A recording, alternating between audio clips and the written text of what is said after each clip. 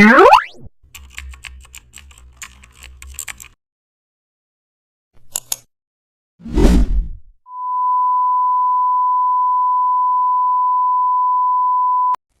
in texture is the detail viewers feel even when they don't consciously notice it. Today, how to explore speckle texture depth. Launch Photoshop and start a new 2048 by 2048 pixel canvas filled with dark gray.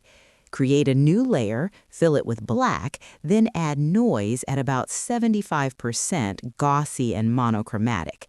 Use levels to isolate bright speckles and change blend mode to screen. Duplicate the layer and scale it larger with transform so the speckles increase in size, then blur that duplicate at about 1 pixel to simulate distance.